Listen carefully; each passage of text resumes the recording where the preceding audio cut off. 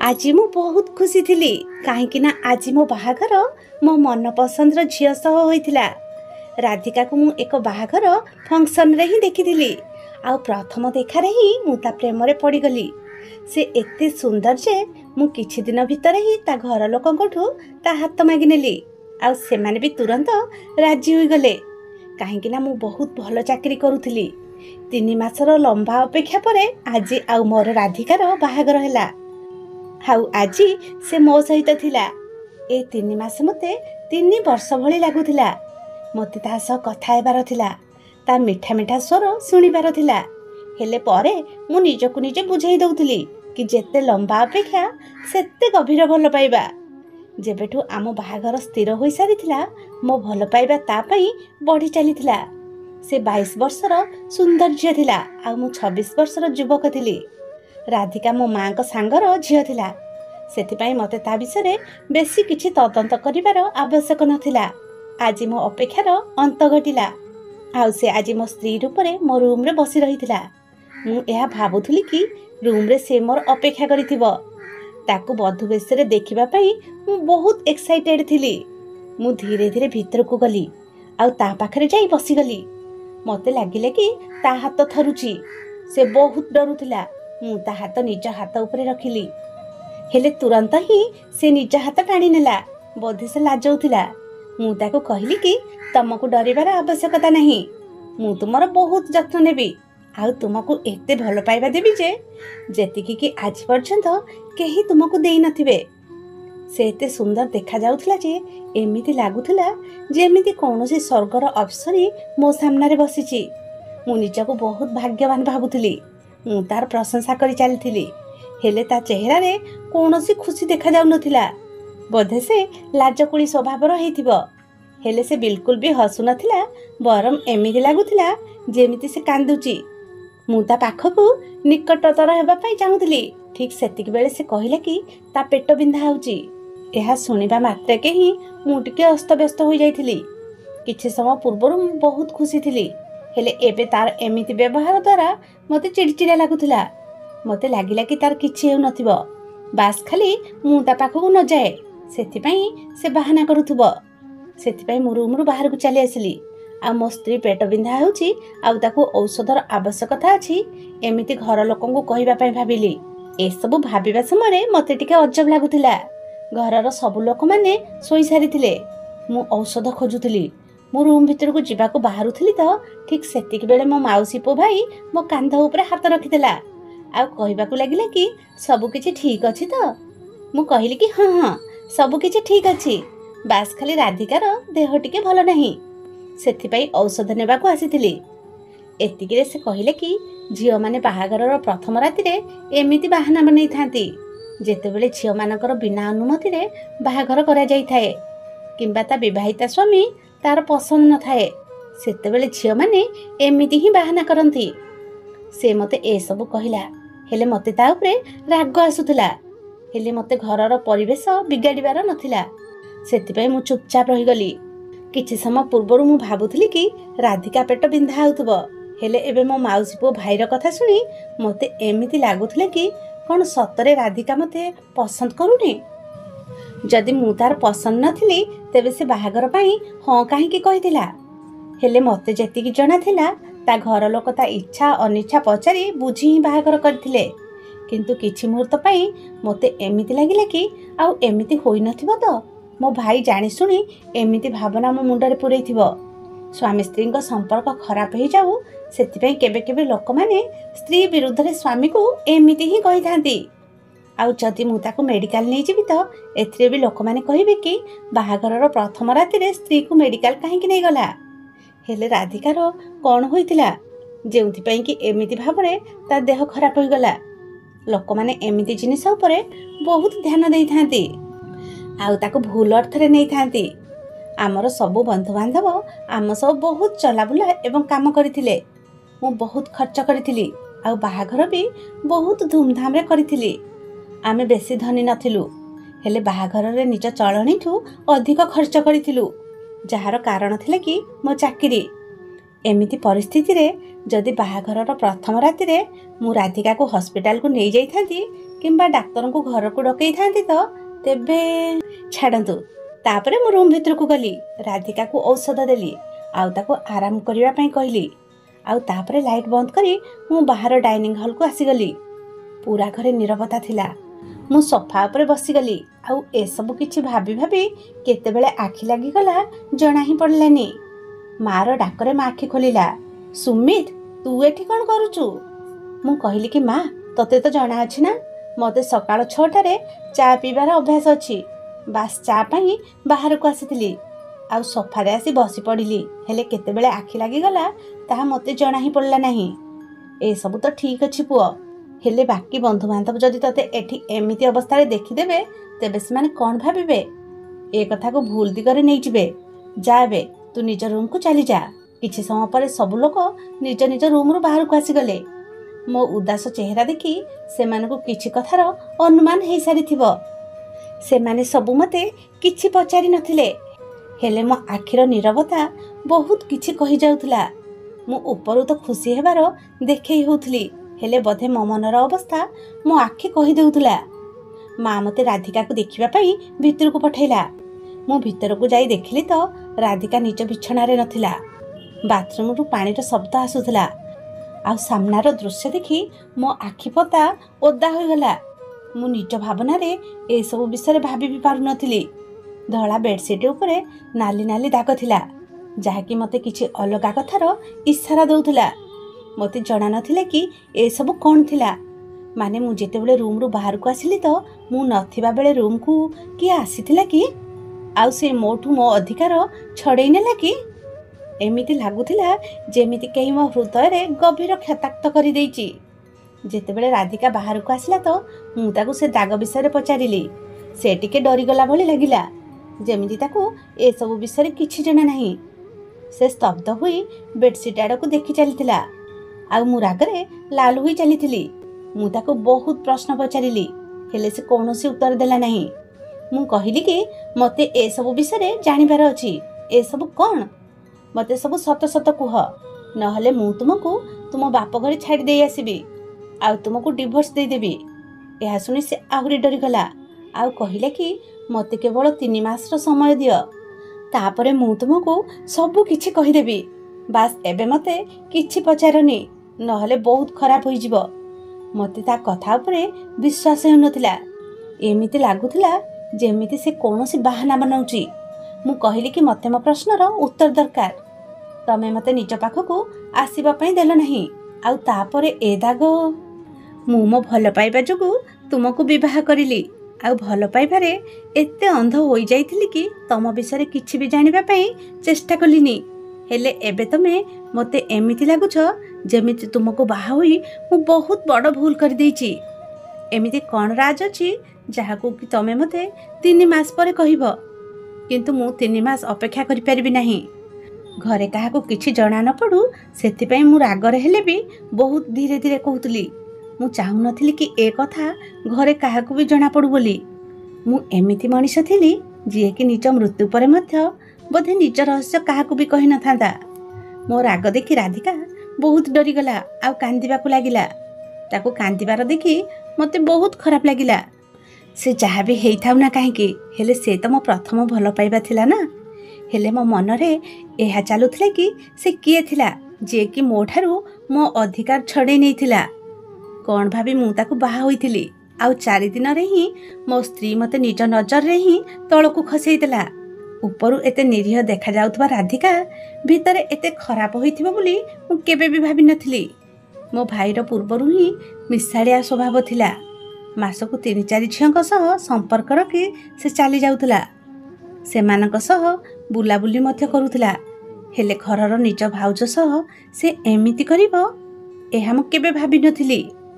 ସନ୍ଦେହ ତ ମୋତେ ବିପୁଲ ଉପରେ ମଧ୍ୟ ଆସୁଥିଲା, କାହିଁକି ନା ତା ଘଣ୍ଟା ମୋ ରୁମ୍ରେ କ'ଣ କରୁଥିଲା। ମୁଁ ମୋ ଗାଡ଼ିର ଚାବି ନେଲି ଆଉ ଘରୁ ବାହାରି ଚାଲିଗଲି। ମୁଁ କିଛି ବି ବୁଝିପାରୁନଥିଲି। ଏବେ ମୋତେ ବହୁତ ଏକୁଟିଆପଣ ଅନୁଭବ ହେଉଥିଲା। ମୋ ହୃଦୟ ଯେମିତି ଭିତରୁ ଭାଙ୍ଗି ଯାଇଥିଲା ଆଉ ଏସବୁ ଭାବି ଭାବି କେତେବେଳେ ରାତି ହୋଇଗଲା ତାହା ମୋତେ ଜଣାପଡ଼ିଲା ନାହିଁ। ମୋତେ ମୋ ମା ବାପାଙ୍କର ବାରମ୍ବାର ଫୋନ୍ ଆସୁଥିଲା। ଯେମିତି ସେମିତି ନିଜକୁ ବୁଝେଇ ସୁଝେଇ ମୁଁ ଘରକୁ ଫେରିଲି। ମୁଁ ସେ ପୁରୁଷମାନଙ୍କ ଭଳି ବିଲକୁଲ ବି ନଥିଲି, ଯେଉଁମାନେ କି ନିଜ ଅପମାନର ପ୍ରତିଶୋଧ ନିଜ ସ୍ତ୍ରୀମାନଙ୍କ ଉପରେ ଅତ୍ୟାଚାର କରି ନେଇଥାନ୍ତି। ମା କହିବାକୁ ଲାଗିଲା କି ତୁ ନିଜ ନବବିବାହିତା ସ୍ତ୍ରୀକୁ ଛାଡ଼ି କୁଆଡ଼େ ଚାଲି ଯାଇଥିଲୁ? ମୁଁ କିଛି ବି କହିଲି ନାହିଁ। ସମସ୍ତଙ୍କ ଖାଇବା ସରିଯାଇଥିଲା, ହେଲେ ମୋର ତ ଭୋକ ଶୋଷ ଯେମିତି ମରିସାରିଥିଲା। ଏମିତି ଦେଖେଇ ହେଲି କି ଯେମିତି ମୁଁ ଖାଇବା ବାହାରୁ ହିଁ ଖାଇକି ଆସିଛି। ତାପରେ ମୁଁ ମୋ ରୁମ୍ ଆଡ଼କୁ ବଢ଼ିଲି, ହେଲେ ମୁଁ ରାଧିକା ସହ କଥା ହେବା ପାଇଁ ଚାହୁଁନଥିଲି। ମୁଁ ରୁମ୍ ଭିତରକୁ ଗଲି ତ ସେଠି ବହୁତ ଅନ୍ଧାର ଥିଲା। ଲାଇଟ୍ ଅନ୍ କରିକି ଦେଖିଲି ତ ରାଧିକା ନିଜକୁ କମଳରେ ପୁରାପୁରି ଭାବରେ ଘୋଡ଼େଇ ଶୋଇସାରିଛି। କମଳ କାଢ଼ିବା ମାତ୍ରକେ ମୁଁ କିଛି ସମୟ ପାଇଁ ଅଟକି ଗଲି, କାହିଁକିନା ମୋତେ ବହୁତ ଜୋରରେ ରାଗ ଆସୁଥିଲା। ଆଉ ତକିଆ ଏମିତି ଭାବରେ ରଖାଯାଇଥିଲା ଯେମିତି ସେଠି କେହି ଶୋଇଛି। ସେ ଏବେ ଏଠି ନଥିଲା ତ କେଉଁଠି ଥିଲା? ସେ ମୋତେ ତା ବିଷୟରେ ଭୁଲ ଭାବିବା ପାଇଁ ବାଧ୍ୟ କରୁଥିଲା। ମୋ ପାଦ ଆପେ ଆପେ ହିଁ ମୋ ଭାଇର ରୁମ୍ ଆଡ଼କୁ ବଢ଼ିବାକୁ ଲାଗିଲା। ମୁଁ ଏବେ ତା ରୁମ୍ ଠାରୁ କିଛି ଦୂରରେ ଥିଲି। ଠିକ୍ ସେତିକି ବେଳେ କାହାର କଥା କହିବାର ଶବ୍ଦ ଶୁଣାଯାଉଥିଲା। ଏହା ଜଣାଶୁଣା ଶବ୍ଦ ରାଧିକାର ପାଟି ଶବ୍ଦ ଭଳି ଲାଗୁଥିଲା। କାହା ସହିତ କଥା ହେବାର ଶବ୍ଦ ବାହାର ପର୍ଯ୍ୟନ୍ତ ଆସୁଥିଲା। ମୁଁ ଏବେ ପର୍ଯ୍ୟନ୍ତ ମୋ ଭାଇର ରୁମ୍ ପର୍ଯ୍ୟନ୍ତ ପହଞ୍ଚି ନଥିଲି, ହେଲେ ଝରକା ପଟୁ ଆସୁଥିବା ପାଟି ଶବ୍ଦ ମୋତେ ଆହୁରି ରଗେଇ ଦେଉଥିଲା। ରାଧିକା ବୋଧେ ଫୋନ୍ରେ କାହାକୁ କିଛି କହୁଥିଲେ କି ନିତିନକୁ କିଛି ବି ଜଣାପଡ଼ିବ ନାହିଁ। ଆଉ ତତେ ତ ଜଣାଅଛି ନା, କୌଣସି ସ୍ୱାମୀ ବି ଏହା ସହିପାରିବେ ନାହିଁ। ଆଉ ଯଦି ତାକୁ ସତ ଜଣା ପଡ଼ିଯିବ ତେବେ ସେ ମୋତେ ଜୀବନରୁ ମାରିଦେବେ। କାଲି ରାତିରେ ମୁଁ ତାକୁ ଯେମିତି ସେମିତି କରି ନିଜଠୁ ଦୂରେଇ ରଖିଲି। ସେ ଆହୁରି ବହୁତ କିଛି କହୁଥିଲା, ହେଲେ ମୋ କାନକୁ ସେସବୁ ଶୁଣିବାର ସାହସ ନଥିଲା। ମୁଁ ମନେ ମନେ ନିଜକୁ ନିଜେ କହିଲି କି ତମେ ମୋତେ ଧୋକା ଦେଲ ରାଧିକା। ଆଉ ତାପରେ ମୁଁ ଓଲଟା ପାଦରେ ନିଜ ରୁମ୍କୁ ଫେରି ଆସିଲି। ମୁଁ ଏବେ ଆଉ ସହିପାରିଲି ନାହିଁ। ଆଉ ଶେଷରେ ତାକୁ ପଚାରିଦେଲି କି ଯଦି ତମକୁ ଆଉ କିଏ ପସନ୍ଦ ଥିଲା ତେବେ ତମେ ମୋତେ ବାହା ହେବା ପାଇଁ ହଁ କାହିଁକି କରିଲ? ଏହା ଶୁଣି ତା ଚେହେରାର ରଙ୍ଗ ଫିକା ପଡ଼ିଗଲା। ସେତେବେଳେ ସେ କହିବାକୁ ଲାଗିଲା କି ମୁଁ ଖାଲି କେବଳ ଆଉ କେବଳ ତୁମକୁ ଭଲ ପାଏ, ମୁଁ ଆଉ କାହା ବିଷୟରେ ଭାବି ବି ପାରିବିନି। ମୋତେ ତାର ପ୍ରତ୍ୟେକଟି ଶବ୍ଦ ମିଛ ଲାଗୁଥିଲା। ମୁଁ କହିଲି କି ମିଛ କୁହନି ରାଧିକା, ଆଉ ଯଦି ଏମିତି କିଛି ନାହିଁ ତେବେ କାହିଁକି ତମେ ମୋଠୁ ଦୂରେଇ ରହିବାର ବାହାନା ଖୋଜୁଛ? ସେତେବେଳେ ସେ କହିଲେ କି ମୁଁ ଏବେ ତୁମକୁ କିଛି କହିପାରିବିନି, ତୁମକୁ କିଛି ଦିନ ଅପେକ୍ଷା କରିବାକୁ ପଡ଼ିବ। ମୁଁ ଭାବିବାକୁ ଲାଗିଲି ଯେ ମୋ ସ୍ତ୍ରୀକୁ ମୋଠୁ ଦୂରକୁ କିଏ ନେଇଯାଉଛି, ଆଉ କିଏ ତାକୁ ଏମିତି କରିବାକୁ କହୁଛି। ମୁଁ ଭିତରେ ଭିତରେ ଜଳି ପୋଡ଼ି ପାଉଁଶ ହୋଇଯାଉଥିଲି, ହେଲେ ତଥାପି ବି ଘରେ ଯେମିତି କୌଣସି ଅଶାନ୍ତି ନ ହେଉ ସେଥିପାଇଁ ଖଟର ଗୋଟେ ସାଇଡ଼ରେ ମୁଁ ଚୁପଚାପ ଶୋଇପଡ଼ିଲି। ସମୟ ବିତି ଚାଲିଥିଲା, ଆଉ ପୁଣି ଥରେ ଅଫିସରେ ଜଏନ୍ କରିସାରିଥିଲି। ମୋର ନିଜ ଘର ଲୋକଙ୍କ ସାମ୍ନାରେ ତା ପାଇଁ ବ୍ୟବହାର ଏବଂ ସମ୍ପର୍କ ବହୁତ ଭଲ ଥିଲା। ମୋତେ ଲୋକମାନଙ୍କୁ କୌଣସି ପ୍ରକାରର ସୁଯୋଗ ଦେବାର ନଥିଲା। ସେ କେବଳ ମୋତେ ଛାଡ଼ି ସମସ୍ତଙ୍କ ସହ କଥା ହେଉଥିଲା। ସେ ଘର ଲୋକଙ୍କର ବହୁତ ଯତ୍ନ ନେଉଥିଲା, ଘରର ସବୁ କାମ କରୁଥିଲା। ହେଲେ ରାତିରେ ରୁମ୍କୁ ଆସିବା ମାତ୍ରକେ ସବୁବେଳେ ଏହା କହୁଥିଲା କି କେବେ ମୋ ପେଟ ବିନ୍ଧା ହେଉଛି ତ କେବେ ମୋ ଗୋଡ଼ ବିନ୍ଧା ହେଉଛି। ମୋଠୁ ଦୂରେଇ ରହିବା ପାଇଁ ସେ ଏସବୁ କିଛି କରୁଥିଲା, ଯାହାକି ମୋତେ ସଫା ସଫା ନଜର ଆସୁଥିଲା। ଗୋଟେ ରୁମ୍ରେ ରହି ମଧ୍ୟ ବନ୍ଦ ଘର ଭିତରେ ଆମେ ପରସ୍ପର ପାଇଁ ଅଜଣା ଥିଲୁ। ମୋ ମନର ଭାବନାକୁ ମୁଁ ମୋ ମନ ଭିତରେ ହିଁ ଚାପି ଦେଇଥିଲି। ମୁଁ ରୁମ୍କୁ ଆସିବା ପୂର୍ବରୁ ହିଁ ସେ ନିଜେ କମଳ ଘୋଡ଼ି ଶୋଇଯାଇଥିଲା। ଗୋଟେ ଦିନ ମୁଁ ଅଫିସ ପାଇଁ ଜଲ୍ଦି ବାହାରିଗଲି। 2 ଘଣ୍ଟା ପୂର୍ବରୁ ହିଁ ଚାଲି ଯାଇଥିଲି, ସେଥିପାଇଁ ଜଲ୍ଦି ମଧ୍ୟ ଫେରି ଆସିଲି। ମୁଁ ଯେତେବେଳେ ଘରକୁ ଫେରିଲି ତ ଫ୍ରେଶ୍ ପାଇଁ ରୁମ୍କୁ ଗଲି, ଆଉ ଦେଖିଲି କି ରାଧିକା ନଥିଲା। ମୁଁ ରାଧିକାକୁ ସବୁ ଜାଗାରେ ଖୋଜିଲି, ହେଲେ ସେ ମୋତେ କେଉଁଠି ବି ମିଳିଲା ନାହିଁ। ମୁଁ ଯାହା କହୁଥିଲି ତାକୁ ଶୁଣି ମା ମୋ ଆଡ଼କୁ ଆଶ୍ଚର୍ଯ୍ୟର ସହ ଦେଖିଲା, ଆଉ କହିଲା ଯେ ତୁ ଏତେ ଜଲ୍ଦି ଭୁଲିଗଲୁ କି? ମୁଁ ତ ମା ଆଡ଼କୁ ଦେଖିବାକୁ ଲାଗିଲି। ଏବେ ଆଶ୍ଚର୍ଯ୍ୟ ହେବାର ପାଳି ମୋର ଥିଲା। ମୁଁ କହିଲି କି ମୁଁ କେତେବେଳେ ନେଇକି ଯାଇଥିଲି ରାଧିକାକୁ? ମା କହିଲା କି ଆରେ ତୁ ହିଁ ତ ନିଜେ ତାକୁ ତ ଭାଇ ସହ ପଠେଇବାକୁ କହିଥିଲୁ ନା? ମୁଁ ମା ଆଡ଼କୁ ଦେଖିଲି ତ ମା ଟିକେ ଚିନ୍ତିତ ଥିଲା ଭଳି ଲାଗୁଥିଲା। ସେଥିପାଇଁ ମୁଁ ଜାଣିଶୁଣି କହିଲି କି ହଁ ହଁ ମନେ ପଡ଼ିଲା, ମୁଁ ହିଁ ତ କହିଥିଲି। କାମରେ ଏତେ ଟେନସନ୍ ପାଇଁ ମୁଁ ତ ଭୁଲି ହିଁ ଯାଇଥିଲି। ତାପରେ ମୁଁ ସେଠୁ ଚୁପଚାପ ନିଜ ରୁମ୍କୁ ଚାଲି ଆସିଲି। ମୋ ହୃଦୟ ଭିତରୁ ଜଳି ଯାଉଥିଲା। ଶେଷରେ ମୋ ସ୍ତ୍ରୀ ମୋ ଭାଇ ସହ ଏ ଘର ଛାଡ଼ି ଚାଲିଗଲା। ମୋ ମା ରୁମ୍କୁ ଚା ଆଣି ଆସିଯାଇଥିଲା। 1 ଘଣ୍ଟାରୁ ଅଧିକ ସମୟ ବିତି ଯାଇଛି।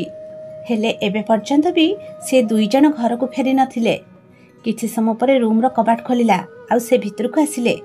ସେ ମୋତେ ଦେଖି ଟିକେ ଆଶ୍ଚର୍ଯ୍ୟ ଆଉ ଚିନ୍ତିତ ଲାଗୁଥିଲେ ଆଉ କହିବାକୁ ଲାଗିଲେ ଯେ ମୋ ଦେହ ଭଲ ନଥିଲା, ସେଥିପାଇଁ ତୁମ ଭାଇଙ୍କ ସହ ହସ୍ପିଟାଲ ଯାଇଥିଲି। ଏହା ଶୁଣି ଜଣା ନାହିଁ କାହିଁକି କେଜାଣି ମୋ ଉପରେ ବେଶୀ କିଛି ଫରକ ପଡ଼ିନଥିଲା, ହେଲେ ସେ ମୋତେ ମିଛ କହୁଥିଲା। ସେଥିପାଇଁ ମୋ ସନ୍ଦେହ ଆହୁରି ଗଭୀର ହୋଇ ଚାଲିଲା। ଫୋନ୍ ଆଉ ପର୍ସ ଟେବୁଲ ଉପରେ ରଖି ସେ ୱାସରୁମ୍କୁ ଚାଲିଗଲା। ଠିକ୍ ସେତିକି ବେଳେ ମୋ ନଜର ତା ଫୋନ୍ ଉପରେ ପଡ଼ିଲା। ମୁଁ ତା ଫୋନ୍ ଆଣି ତା କଲ୍ ଡିଟେଲ୍ସ ଚେକ୍ କରି ଦେଖିଲି କି ସେଥିରେ ସେ ସମୟରେ ତା ଭଉଣୀର ନମ୍ବର ଥିଲା। ମୁଁ ସେ ନମ୍ବର ଡାଏଲ୍ କରି ଦେଖିଲି ତ ସେପଟୁ କୌଣସି ପୁରୁଷ ଲୋକର ସ୍ୱର ଥିଲା। ଏହା ଶୁଣି ମୋ ଶରୀରରେ ତ ଯେମିତି କରେଣ୍ଟ ଖେଳିଗଲା। ସେ କଣ୍ଠସ୍ୱର ମୋ ପାଇଁ ପୁରାପୁରି ଭାବରେ ଅଜଣା ଥିଲା। ନା ହିଁ ସେ ସ୍ୱର ମୋ ଭାଇର ଥିଲା ଆଉ ନା ହିଁ ମୋ ଶାଳୀର। ମୁଁ ନିଜ ରାଗ ଉପରେ କାବୁ କରିପାରୁନଥିଲି। ସେପଟେ ରାଧିକାର ଆସିବାର ଶବ୍ଦ ଶୁଣାଗଲା ତ ମୁଁ ଜଲ୍ଦି ହିଁ ଫୋନ୍ଟିକୁ ଟେବୁଲ ଉପରେ ରଖିଦେଲି। ହେଲେ ଜଲ୍ଦି ଜଲ୍ଦି ଫୋନ୍ ମୋ ହାତରୁ ଖସି ତଳେ ପଡ଼ିଗଲା। ଫୋନ୍ର ଡିସପ୍ଲେ ଭାଙ୍ଗି ଯାଇଥିଲା। ସେ ମୋତେ ଦେଖି କହିଲା କି, କ'ଣ ହେଲା ନିତିନ, କ'ଣ ହେଲା? ଏତେ ରାଗରେ ଥିଲା ଭଳି କାହିଁକି ଜଣାପଡ଼ୁଛ? ମୁଁ ଏବେ ଆଉ ରହିପାରିଲିନି ଆଉ ରାଗରେ ତା ଗାଲରେ ଏକ ଶକ୍ତ ଚାପୁଡ଼ା ଦେଲି ଆଉ କହିଲି କି, ଆଜି କାହା ସହିତ ଯାଇଥିଲ ତୁମେ? ମୋ କଥା ଶୁଣି ତା ଚେହେରାର ରଙ୍ଗ ଫିକା ପଡ଼ିଯାଇଥିଲା ଆଉ ଠିକ୍ ସେତିକି ବେଳେ ତାକୁ ବାନ୍ତି ଲାଗିଲା ଆଉ ସେ ୱାସରୁମ୍କୁ ଚାଲିଗଲା।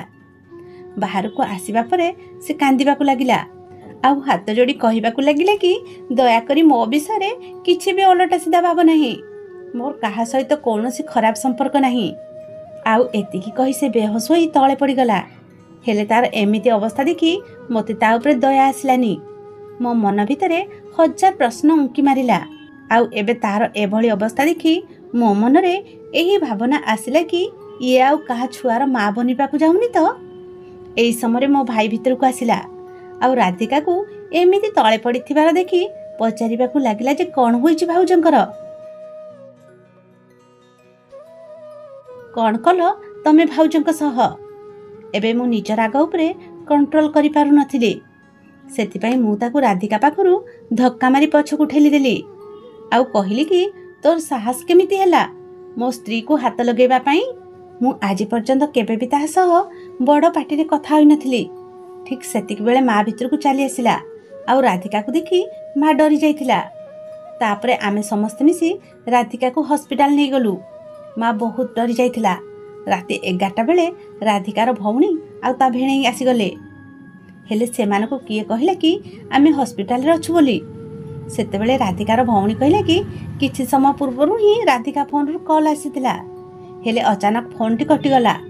ଆଉ ତାପରେ ଆମେ ଯେତେଥର ତା ପାଖକୁ ଫୋନ୍ ଲଗେଇଲୁ ତ ଆଉ ବିଲକୁଲ ବି ତା ଫୋନ୍ ଲାଗିଲାନି। ସେଥିପାଇଁ ଆମେ ବ୍ୟସ୍ତ ହୋଇ ଯେତେବେଳେ ତୁମ ଘରେ ପହଞ୍ଚିଲୁ ତ ସେତେବେଳେ ଆମକୁ ଜଣାପଡ଼ିଲା କି ରାଧିକା ହସ୍ପିଟାଲରେ ଅଛି। ସେଥିପାଇଁ ଆମେ ଏଠିକି ଚାଲି ଆସିଲୁ। କିଛି ସମୟ ପରେ ରାଧିକାକୁ ହୋସ୍ ଆସିଲା। ଯେତେବେଳେ ମୁଁ ଡାକ୍ତରଙ୍କୁ ପଚାରିଲି ଯେ ଡାକ୍ତର ସାହେବ ରାଧିକାର କ'ଣ ହୋଇଛି, ତ ସେ କହିବାକୁ ଲାଗିଲେ କି କିଛି ନାହିଁ, ବାସ୍ ଖାଲି ତାଙ୍କର ଟିକେ ବିପି ଲୋ ହୋଇଯାଇଥିଲା। ତା ଖାଇବା ପିଇବା ଉପରେ ଧ୍ୟାନ ରଖ, ସେ ଜଲ୍ଦି ଠିକ୍ ହୋଇଯିବେ। ମୋତେ ଏବେ ସେ ଡାକ୍ତର ଉପରେ ମଧ୍ୟ ସନ୍ଦେହ ହେବାକୁ ଲାଗିଲା। ତାହା ବି ମୁଁ ଚୁପ୍ ରହିଲି। ଏବେ ମୋତେ ମୋ ଭାଇ ଉପରେ ଆହୁରି ଅଧିକ ସନ୍ଦେହ ହେବାକୁ ଲାଗୁଥିଲା। ହେଲେ ମୁଁ ଏହା ଭାବିଲି କି ମୁଁ 3 ମାସ ପର୍ଯ୍ୟନ୍ତ ଅପେକ୍ଷା କରିବି ଆଉ 3 ମାସ ହେବା ପରେ ରାଧିକାକୁ ଡିଭୋର୍ସ ଦେଇଦେବି। ଏମିତି ଝିଅ ପାଇଁ ମୋ ଜୀବନରେ କୌଣସି ଜାଗା ନାହିଁ। ଗୋଟେ ଦିନ ମୁଁ ଅଫିସ୍ କାମରୁ ଘରକୁ ଜଲ୍ଦି ଫେରି ଆସିଲି ଆଉ ଡାଇନିଂ ହଲ୍ରେ ବସି ଚା ପିଉଥିଲି। ସେତେବେଳେ ମୁଁ ଦେଖିଲି ଯେ ରାଧିକା ରେଡ଼ି ହୋଇ କୁଆଡ଼େ ଯାଉଥିଲା। ଆମ 2 ଜଣଙ୍କ ଭିତରେ କଥାବାର୍ତ୍ତା ବିଲକୁଲ ବନ୍ଦ ଥିଲା। ସେଥିପାଇଁ ମୁଁ ତାକୁ କିଛି ବି ପଚାରିଲିନି। ସେ ଆଗକୁ ବଢ଼ିଲା ତ ମୁଁ ବି ମୋ ଗାଡ଼ି ବାହାର କରିଲି ଆଉ ତାର ପିଛା କରିବାକୁ ଲାଗିଲି। ସେ ଅଟୋବାଲାକୁ ଏକ କ୍ଲିନିକ୍ ସାମ୍ନାରେ ରହିବା ପାଇଁ କହିଲା। ମୋ ମନ ଭିତରେ କ'ଣ କ'ଣ ଭାବନା ଉତ୍ପନ୍ନ ହେଉଥିଲା। ସେ ଭିତରକୁ ଗଲା ଆଉ କିଛି ସମୟ ପରେ ଯେତେବେଳେ ମୁଁ ଭିତରକୁ ଗଲି ତ ସେ ମୋତେ କେଉଁଠି ବି ଦେଖାଯାଉନଥିଲା। ଯେତେବେଳେ ରିସେପ୍ସନରେ ପଚାରିଲି ଆଉ ନିଜ ସ୍ତ୍ରୀର ନାଁ କହିଲି ତ ସେ କହିବାକୁ ଲାଗିଲା କି ଇଏ ଆପଣଙ୍କ ସ୍ତ୍ରୀର ରିପୋର୍ଟ, ଆପଣ ୟାକୁ ଡାକ୍ତରଙ୍କ କ୍ୟାବିନ୍କୁ ନେଇଯାଆନ୍ତୁ, ସେ ସେଇଠି ହିଁ ଅଛନ୍ତି। ସେ ରିପୋର୍ଟ ଦେଖିବା ପାଇଁ ତ ମୋର ସାହସ ନଥିଲା। ମୁଁ ସିଧା ଯାଇ କ୍ୟାବିନ୍ରେ ପହଞ୍ଚିଲି। ସେଠି ମୋ ଆଖିରେ ଲୁହ ଆସିଯାଇଥିଲା कि मु जहाँ एते भल पाउली आउ जहाँ उपरे एते विश्वास करुली से ही मो विश्वास को भांगी रुची माटी रे मिसईदेला। से मो सामने थिला आउ मते देखी टिके आश्चर्य हो गला। आउ मते कहला कि तमे एठी एबे तो तुमको सब सत जना पड़ी सारी ता मुहरु ए कथा सुनी सारिबा परे मु किछि कहलिनी आउ ताको रिपोर्ट धरई देली। तापर से अचानक कहबाकू लागिला कि जे मते एमिति एक रोग होईची जेउथि कि मु मो स्वामी को पाखकू जाई परिबि नाही। मु जेतेबेले 13 वर्षर थिली मो माँ मते छाड़ी ए दुनिया रो चली गला। मो पाई मो बड़ भौणी ही सब किछि थिला। मु जेतेबेले 14 वर्षर हेली तो मोर पीरियड्स सेवा आरंभ होला। हेले जेतेबेले मोर पीरियड्स होउतला तो बिल्कुल भी ब्लीडिंग बंद हेउ नथिला।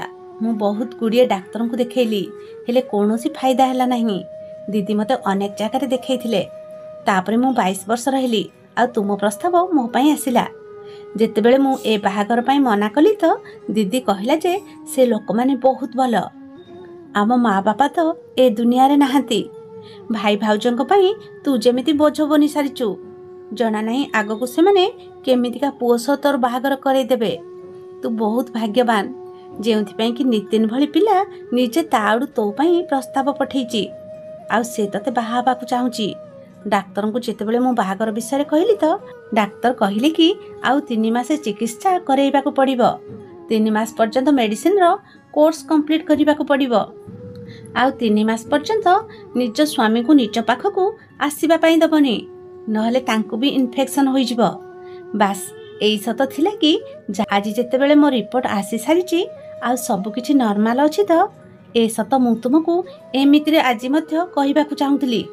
मु बुझी पारु नथली कि मु आगकू कोन कहिबी। मु मो स्त्री उपरे संदेह करिली। मु मो भाई उपरे संदेह करिली। मते निजको निज उपरे लज्जित अनुभव हेउथला। मु राधिका को क्षमा मागिली आउ तापरे आमे आम भितर थिबा सब भूल बुझाबणा को दूर करी निज घर को बाहरी गलु। सांग माने जीवन रे अनेक थर एमितिका परिस्थिति आसी थाए जेतेबेले कि केवल सामान्य किछि भूल बुझाबणा पाई आमे आम जीवन बर्बाद करी देई थाउ। सेतिपाई निज लोकमानक उपरे टिके विश्वास रखंतु एवं बुझी विचारी प्रत्येकटी काम करंतु जहा द्वारा कि आपण मानक प्रियजनक सह आपणकर संपर्क मो भली एमिति अडुआरे छंदी हेब नाही। तो श्रोता बंधु माने आशा करूची आज कहानी आपण मानक निश्चित पसंद आसीथिबो। पसंद आसीथिले चैनल को लाइक और सब्सक्राइब कर देबे। रहउची जय जगन्नाथ।